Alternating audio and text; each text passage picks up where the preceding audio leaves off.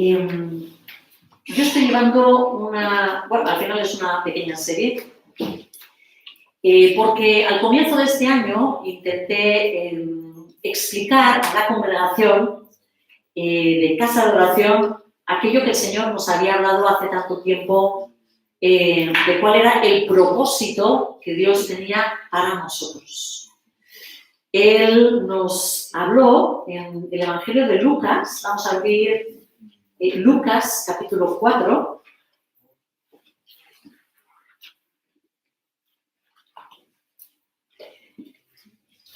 Nos habló con un texto que Jesús leyó en una sinagoga, en un lugar donde se encuentran los judíos, ¿no? Para hablar entre ellos, para escuchar la Torá, la ley.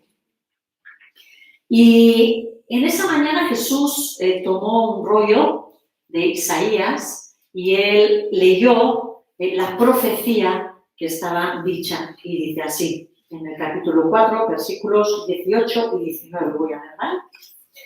El Espíritu del Señor está sobre mí, por cuanto me ha ungido para anunciar buenas nuevas a los pobres. Me ha invitado a proclamar libertad a los cautivos y dar vista a los ciegos, a poner en libertad a los oprimidos, a pregonar el año del favor del Señor.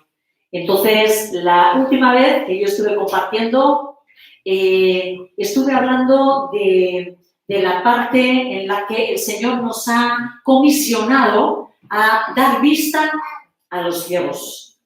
Entonces, quiero recordar, quizás para algunos situar, algunos que no hayáis estado antes, aquello que compartimos en aquella última predicación, ¿vale? Como una especie de resumen, ¿sí? Lo que comentamos es que la sanidad de los hombres, el propósito que Dios tiene con la sanidad de los hombres, no es algo que fuera exclusivo para Jesús el Mesías, ¿sí? Cuando Dios usa la sanidad, dar la vista a los ciegos, levantar a los cojos, no era algo que Él solo estaba pensando para que lo hiciese Jesús el Mesías, ¿no?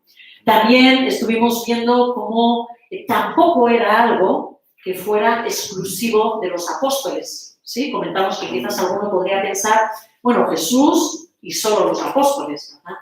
Pero la palabra nos mostraba cómo Él tomó a 72 y también los comisionó con esta misma orden, ¿no? De ir, de predicar el Evangelio, de sacar, echar fuera a esos demonios y de dar vista a los ciegos, ¿no? O sanidad a aquellos que fueran enfermos, ¿no? Vimos además en Marcos, en el capítulo 16, esto quizás lo buscamos, lo voy a leer, cómo aquí está situado como últimas palabras de Jesús en Marcos, en el Evangelio de Marcos, en el capítulo 16, voy a leer los versículos 17 y 18, que dicen así: estas señales acompañarán a los que crean. Ahí lo dice. Estas señales acompañarán a los que crean. Los que creen es su iglesia, ¿verdad? En mi nombre expulsarán demonios, dice. Hablarán en nuevas lenguas. Tomarán en sus manos serpientes y cuando vean algo venenoso no les hará daño alguno. Pondrán sus manos sobre los enfermos y estos recobrarán la salud. Sanarán. Esta es la comisión de Dios a sus discípulos, pero a lo largo de los tiempos, ¿no? El Señor quiso que su pueblo se viera respaldado con el poder de Dios a la hora de compartir el Evangelio, de llevar su mensaje. Que no fuera algo, voy a decir, que solamente se oyera, ¿verdad? Sino que se viera que produce vida, que produce ¿verdad? Que produce cambio. Yo sé que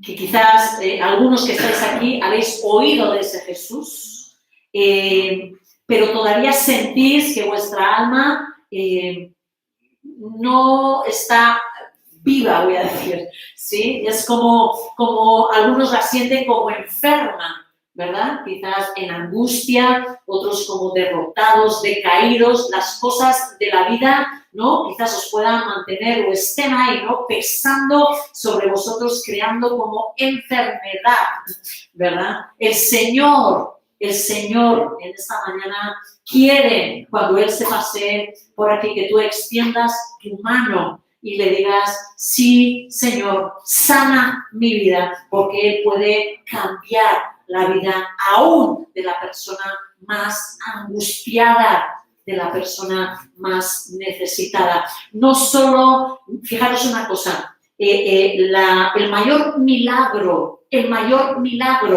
podemos ver y vivir es la resurrección, el cambio de nuestra vida, una vida nueva dentro de nosotros, que Él te la está ofreciendo hoy a ti. ¿Sabes una cosa? ¿Qué dirías tú si un muerto se levanta delante tuyo? Milagro. ¡Milagro! ¿Sería algo impresionante, sí o no? ¿Tú crees que estás todavía dudando con esa lucha de seguir al Señor o no, Señor? ¿Merecerá la pena este Jesús seguirle o no? ¿Tú crees que si tuvieses que un muerto se levanta delante tuyo dirías, ¿cómo no voy a creer? Yo lo sigo a este Jesús. ¿Lo crees? ¿Sabes una cosa? Que ese muerto, esa persona que reviviese, volvería a morir. ¿Sí? ¿Me explico? Si tú vieses a un muerto cobrar vida, esa persona pasaría el tiempo y ¿qué le pasaría? Se vuelve a morir. No hay mayor milagro que lo que Jesús quiere hacer en tu corazón. Darte vida eterna para siempre. Ese es el mayor milagro de sanidad. Ese es el mayor milagro de sanidad que existe. ¿Sí? Cuando el pueblo clamaba, Hosanna, Hosanna, ¿sí?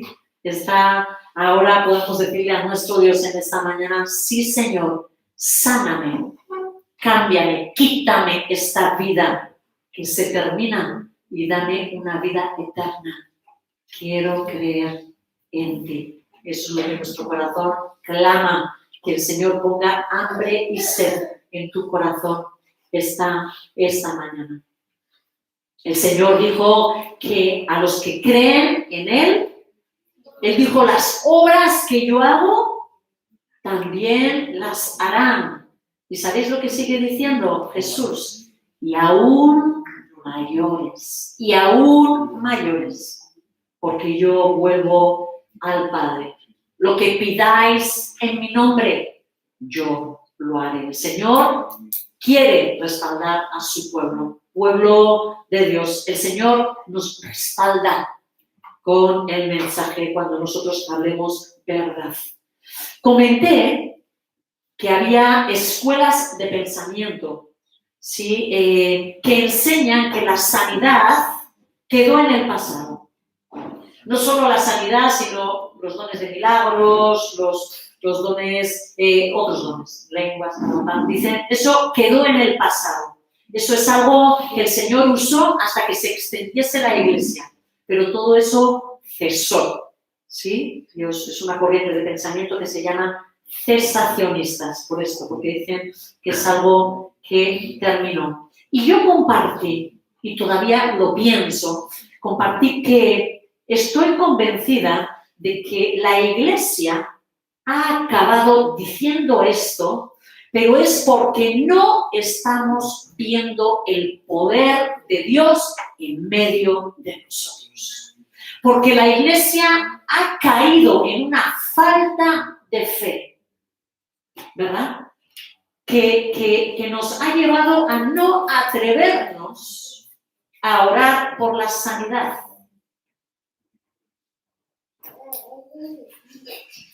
Nos da miedo. ¿Sabéis por qué nos da miedo?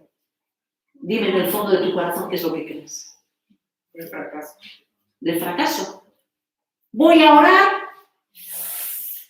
pero mejor no, porque yo creo que igual no pasa nada. En el fondo de nuestro corazón está demasiado arraigada la incredulidad y no nos damos cuenta. Mucha falta de fe. La iglesia está llena de falta de fe. Por eso tenemos temor de tomar el nombre de nuestro Señor Jesucristo, porque no creemos que el Señor vaya a hacer ese milagro. Yo estoy convencida que esta es la causa por la que el hombre cristiano, sobre todo de Occidente, yo no sé si ahora y ellos han visto, yo creo que han visto muchos milagros. ¿Have you seen a lot of miracles en Mongolia? ¿No? Seguramente ellos en las tierras, voy a decir, donde hay necesidad, ¿verdad? Uno depende, ¿no? Depende de Dios y entonces el Señor se manifiesta porque no tiene nada más que la fe. Vimos que la sanidad era cuestión de fe. Y yo pregunté, ¿cuestión de fe de quién? Venga, un examen. Aquellos que estuviste. ¿Es cuestión de fe de quién? Del que ora. Del que ora para pedir la sanidad y también del que recibe, a veces del que recibe o del que pide para el que recibe, ¿verdad? Veíamos que había veces en los que nosotros clamábamos por otros, ¿sí? En la palabra hay casos donde no va directamente el enfermo a pedir la sanidad de Jesús, pero igual dice el centurión, por favor Jesús, mi siervo, ¿verdad? El siervo tendido en su cama recibió la sanidad por la fe del centurión, ¿no? Por tu fe se ha hecho, ¿verdad? Lo que tú crees se ha hecho y quien sanó era su criado, ¿verdad? El siervo. Es cuestión de fe, es cuestión de fe. Pero nosotros, hermanos, nosotros en quien tenemos fe es en el nombre de Jesús. ¿Por qué enfatizo esto? ¿Por qué enfatizo esto? Porque el enemigo tiene también mucho poder. ¿Sí? ¿Sí? No quiero darle más del que tiene, pero no quiero menospreciar lo que tiene. Y es verdad que Satanás también tiene la capacidad y el poder para hacer milagros. Es más, hay veces que se hacen milagros para atar los corazones a creencias falsas. ¿Sí? Fui a la Virgencita y me sanó. Ya está, agarrado el corazón, ligado el corazón, ¿verdad? A tal o cual deidad, ¿no? A tal o cual ídolo, al final, ¿no? Como lo llama la palabra. Así que nosotros, en el nombre de Cristo Jesús, al único nombre que clamamos es al nombre de Jesucristo, el Hijo de Dios. Y no queremos ninguna sanidad más, aunque nos la entregase. No la queremos, ¿sí? No la queremos, la desechamos en el nombre de Jesús. También hablamos de que la fe que deberíamos de tener en Jesús y en su poder sanador, ¿en quién la hemos depositado? ¿Os acordáis que dijimos? ¿En quién tenemos la fe para que sane? En los médicos. ¿Verdad? Dijimos que nuestra fe, y la iglesia en general, ¿verdad? Tiene más fe en los médicos que en el propio poder de Jesucristo. ¿Cuántas maravillas, dije, vería la iglesia de hoy si la fe que depositamos en los médicos, en los fármacos, ¿sí?, la depositásemos en Jesús. Estoy convencida de que con esa misma convicción de que cuando me tomo el Nolotil o el ibuprofeno, se me va el dolor de cabeza, estoy convencida, no tengo duda, lo tomo con la fe de que esto se me corta. ¿Es verdad o no? Yo lo hago, ¿eh? Sí, me duele mucho. Es así, lo tomamos completamente seguros de que un ratito más o menos, pero ahí se me corta, ¿verdad? Y hace tiempo, quiero retomar la prédica, ¿verdad? Hace tiempo escuché a un hermano que afirmaba: el Señor no ha prometido que no habrá enfermedad. Yo siento que lo dijo enfadado, ¿vale? Quizás porque estábamos hablando de sanidad, no sé. Pero él dijo: el Señor no ha prometido que no habrá enfermedad. Y en esta mañana yo afirmo que tiene toda la razón. El Señor no ha prometido que no habrá enfermedad. La enfermedad es principalmente causa del pecado. Causa del pecado, del mal que entró en el mundo, ¿verdad? Dios no va a prometernos que no recibiremos la maldición que Él ha designado como consecuencia del pecado. Sería ilógico, ¿verdad? Más bien, ¿sabéis lo que nos asegura? De que lo vamos a recibir. Que si andamos en desobediencia, lo vamos a recibir. Eso es lo que Él nos dice, ¿no? Así como Él lo estableció en su palabra. ¿Vosotros creéis que el Señor ha rescatado a su pueblo para decirnos ahora: anda como quieras, que aquí no te voy a castigar, que aquí no te va a pasar nada? No sería lógico, ¿verdad? No. Más bien nos ha salvado para empezar a vivir de la forma que es digna de nuestro Dios. ¿Sí? ¿Cuándo desaparecerá la enfermedad? Hermanos, ¿cuándo desaparecerá la enfermedad? Cuando estemos con Él. Cuando venga esa nueva Jerusalén y descienda sobre la nueva tierra y se funda y haya una unión de cielos y tierra y permanezcamos en la presencia del Señor para siempre. Allí no habrá dolor, allí no habrá pecado, allí no habrá enfermedad. Allí. La promesa de esa falta de enfermedad será allí, ¿no? Así que mientras que estemos en este mundo, yo entiendo que tenemos que luchar contra ella. Yo entiendo que tenemos que luchar contra ella. No debemos de aceptar la enfermedad como algo normal, ¿sí? La enfermedad no está incluida en el diseño perfecto y original del hombre y de la mujer. Él no la tenía incluida. No es lo que Dios anhelaba para nosotros. Más bien a Dios le entristece ver las consecuencias destructivas del pecado. ¿Vosotros os acordáis de la escena en la que Jesús estaba enfrente de la tumba de Lázaro? ¿Sí? Habéis leído esa porción, ¿verdad? ¿Qué hizo Jesús delante de la tumba de Lázaro? Venga. Lloró. Jesús lloró.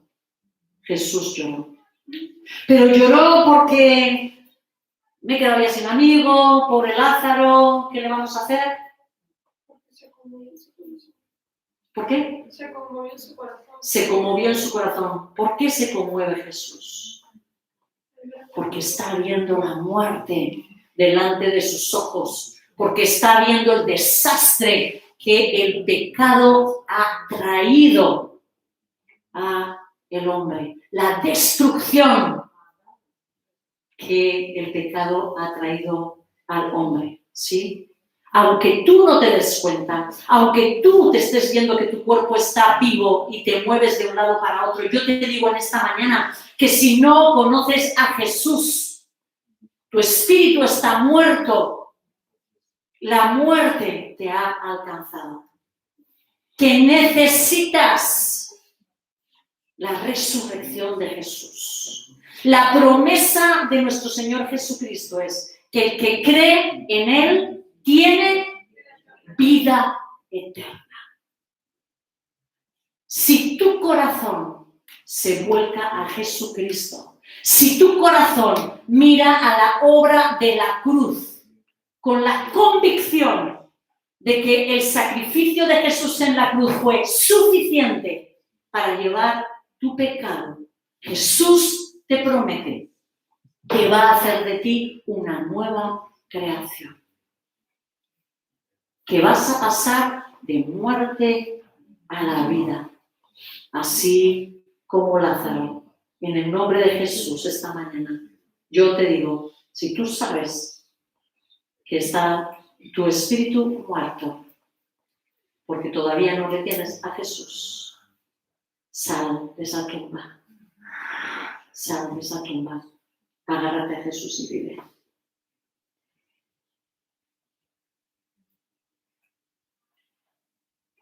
Podemos afirmar de que la enfermedad no es el diseño de Dios, que Dios usa la enfermedad.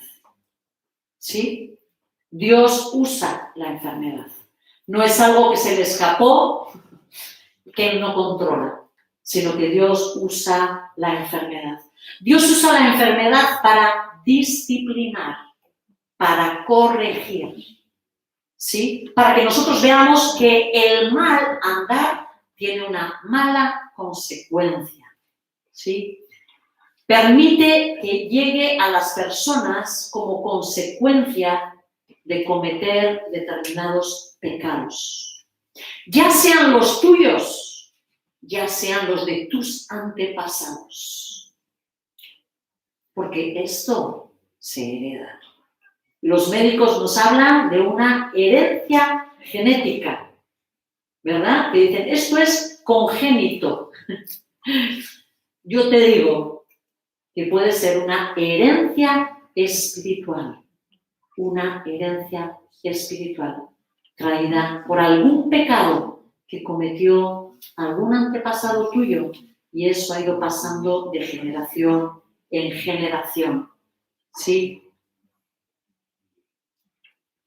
Voy a abrir la Biblia en Levítico 26. No voy a leer todo el texto, pero está hablando, Levítico 26, el 14 dice, si vosotros no me obedecéis ni ponéis por obra todos estos mandamientos, sino que despreciáis mis estatutos y aborrecéis mis preceptos, y dejáis de poner por obra todos mis mandamientos, violando así mi pacto, ¿a quién le está hablando aquí? Dios, a su pueblo. Entonces yo mismo os castigaré con un terror repentino, con enfermedades y con fiebre que os debilitará y os hará perder la vista. No sigo ahí, porque es fuerte, ¿verdad? Pero con enfermedades que pueden venir, que vienen, de hecho, la mayor parte de veces, por el pecado. La puerta por excelencia, la puerta más frecuente que trae la enfermedad a nuestra vida es el pecado, Y quizás algunos que les cuesta más entender que el pecado tiene relación con la enfermedad, y alguno igual dirá, hombre, yo tengo diabetes, pero porque toma mucho azúcar, ¿verdad? Alguno está pensando, ¿no? Tampoco te pongas así tan espiritual, ¿no? Si yo tengo diabetes es porque como azúcar, porque la comieron mis antepasados y me la traigo, ¿verdad? ¿Y qué es la glotonería?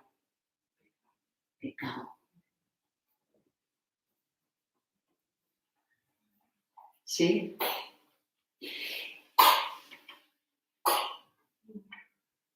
La ansiedad. ¿Has tenido alguna vez ansiedad? Sí, ¿no? ¿Sabes qué cosas has sentido en tu cuerpo con la ansiedad?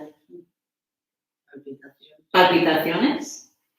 ¿Afecta al corazón? Inquietud. ¿Sí? ¿Nervios? Empieza todo el sistema nervioso a alterarse, ¿verdad? ¿Sí? La ansiedad produce patologías en el corazón, produce patologías en el cerebro, en el bazo, ¿sí? La ira, a veces es tan frecuente en medio de nosotros, ¿verdad? La ira afecta al hígado, a la tensión arterial, al sistema inmunológico, que lo baja, ¿sí? Una persona con tendencia al decaimiento, a la depresión, ¿cómo tiene el sistema inmunológico? Bajo. ¿Sí? ¿Está relacionado? ¿Verdad? Estas cosas, claro que están relacionadas, ¿no? En otros casos, Dios usa la enfermedad como prevención o más bien como sujeción, para sujetarnos. ¿Sí? Vamos a 2 de Corintios. Vamos a ver unas palabras de el apóstol Pablo. En 2 de Corintios, capítulo 12.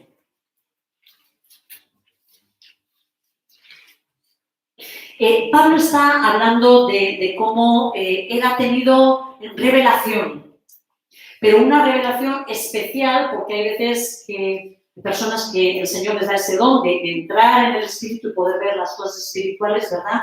Pero esta es una revelación en la que él incluso no sabe seguro si ha sido transportado al cielo, al paraíso, a la presencia de Dios, ¿vale? A ese monte santo. Y dice Pablo así, versículo 7, dice: para evitar que me volviera presumido por estas sublimes revelaciones, una espina me fue clavada en el cuerpo. Es decir, un mensajero de Satanás para que me abofeteara, para que me atormentara, perdón, abofetear es como lo expresa Valera, ¿verdad? Para que me atormentara, ¿sí? 3 días o 3 veces le rogué al Señor que me la quitara, pero Él me dijo: bástate con mi gracia, ¿verdad? Porque mi poder se perfecciona en la debilidad. Por lo tanto, gustosamente haré hablar de eso, ¿no? Aquí estamos viendo, como dice el propio apóstol, ¿sí? Para que no me vuelva presumido, para que no me enorgullezca. Es como una sujeción de una tendencia que tenía Pablo, ¿sí? Y hay veces que Dios permite enfermedades para sujetarnos. ¿Sí? Tengo tendencia a la vanidad y al orgullo, pues igual, no sé, empiezas a engordar más de la cuenta. No sé qué decir, ¿vale? O sea, igual hay algo que se produce, no lo sé, entenderme, ¿vale? Pero el Señor hay veces que aplica o permite, como estáis viendo aquí, que es un demonio al final, ¿sí? Lo que ha sido enviado, ¿no? Quien produce ese tormento, vamos a decir. ¿Vale? De aquí, de alguna forma, también hay una relación enfermedad con la obra con el pecado, ¿vale? Y en tercer lugar, Dios usa la enfermedad para manifestar su gloria. Va a haber veces que el Señor usa la enfermedad para glorificarse, ¿sí? A través de la sanidad, ¿sí? Cuando sus discípulos le preguntan por un ciego de nacimiento, había un hombre que había sido ciego desde nacimiento, ¿sí? Los discípulos le preguntan a Jesús: ¿quién ha pecado? ¿Quién ha pecado? ¿Este o sus padres? Eso era lo lógico, ¿no? O pecaba él, o pecaban sus padres, que es lo que hemos dicho, ¿verdad? Y por eso se había abierto la puerta para la enfermedad. ¿Pero qué responde Jesús? Ni él ni sus padres, sino que esto sucedió para que la obra de Dios se hiciera evidente en su vida. En el Evangelio de Juan, perdonad que no lo he dicho. ¿Sí? El objetivo de esa enfermedad en concreto era que iba a ser sanado. El Señor se quería glorificar en una sanidad. ¿De acuerdo? Entonces, ¿qué hacemos con la enfermedad? ¿Cómo procedemos con la enfermedad? ¿Qué hacemos? En el caso de que sea una disciplina, ¿qué es lo que tenemos que hacer ¿qué tenemos que hacer? Si estoy siendo disciplinada con una enfermedad por el pecado, ¿qué tengo que hacer? Pedir perdón. Pedir perdón. ¿Sí? Empezamos con arrepentimiento, ¿verdad? Ya sea del pecado que yo he podido cometer y que ha traído ese mal, ya sea del pecado de mis ancestros. ¿Sí? Quizás alguien lo trajo a mi línea y yo ahora tengo una tendencia de. ¿Sí? Entonces pido perdón, Señor, perdona por el pecado que cometieron mis ancestros que trajo esta diabetes, esta enfermedad renal o cardiovascular, lo que sea. ¿Sí? Perdona, Señor, y cubrimos con la sangre de Jesús ese pecado, ¿verdad? Con el perdón de Jesús cubrimos el pecado. Pero ¿qué hacemos más? El pecado está perdonado, pero la enfermedad y el cuerpo está ahí. ¿Qué tenemos que hacer más ahora?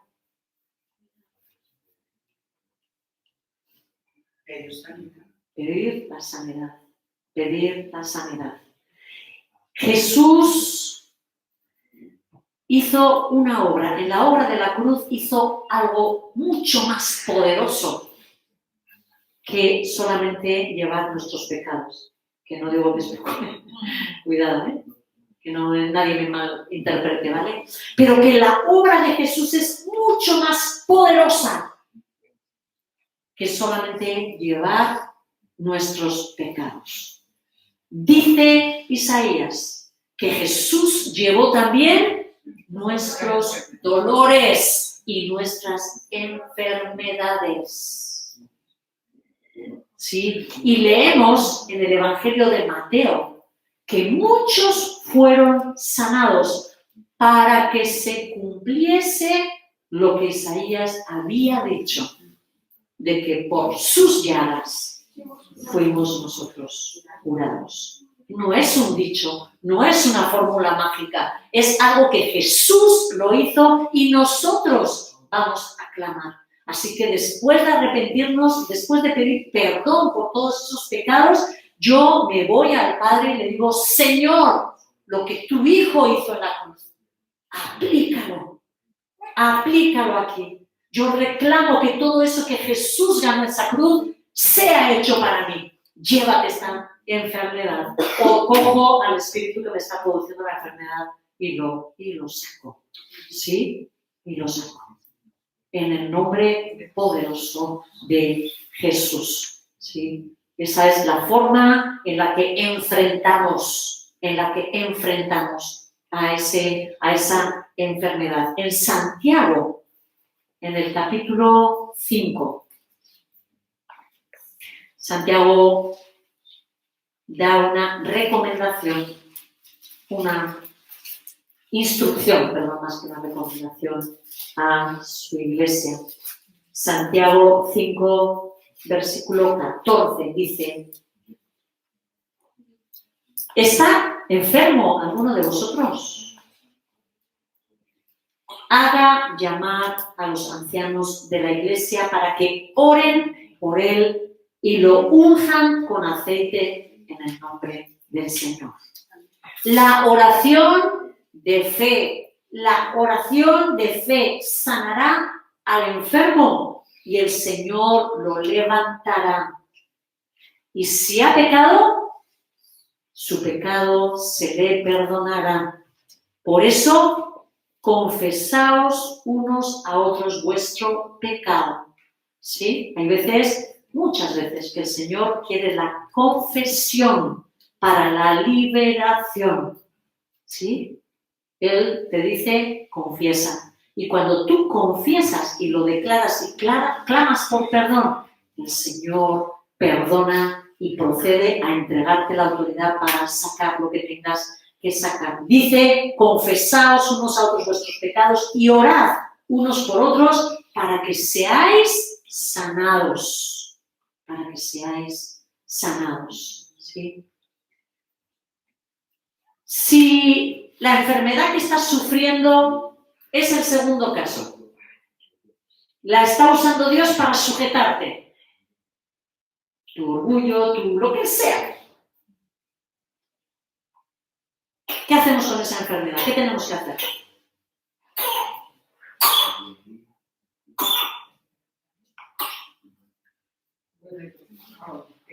Aceptarla. Aceptarla. No podemos hacer nada. Si el Señor ha enviado una enfermedad para sujetarnos, eso es lo que necesitamos. La aceptamos. Dice Pablo que tres veces rogó al Señor. 3 veces rogó al Señor. ¿Qué le dijo al Señor? Basta que mi oración. ¿Sí? Y él lo aceptó. Sabía de su tendencia y dijo, sí, Señor, hágase tu voluntad. ¿Verdad? Él asumió que eso era para bien de su propia alma, para el bien de su alma. Y en tercer lugar, si la enfermedad es para la gloria de Dios, ¿qué tenemos que hacer?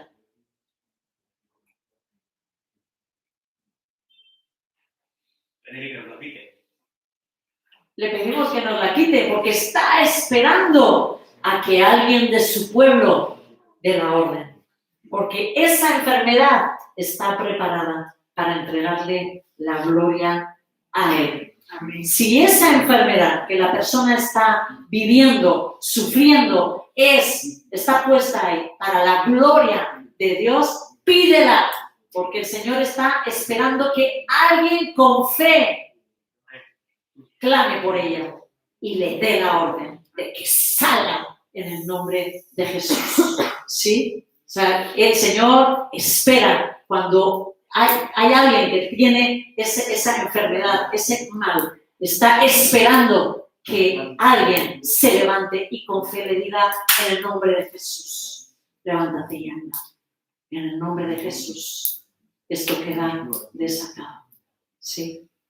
Así que el Señor nos dé sabiduría, que el Señor nos dé inteligencia. Si nuestra enfermedad, si el mal que estamos sufriendo es por disciplina, no pierdas más tiempo. Clama por perdón. No aguantes lo que no tienes que aguantar. No estés sobrellevando todo eso durante años y años. No, recházalo en el nombre de Jesús, ¿verdad? Ponte a cuentas con Dios y recibe esa sanidad, ¿verdad? Si tú te das cuenta de que es tu propia carne, acéptalo, como dice Carmen, acéptalo. Dices, sí, Señor, no peleo contigo, lo asumo y ya, y me sujeto, ¿sí? Y si no, clama a Dios, porque el Señor te está esperando a que tú lo declares, a que tú lo decretes, que hasta aquí ha llegado esa enfermedad, ya no tiene nada que ver contigo, ¿sí? Así que oramos, Señor, eres bueno, eres poderoso.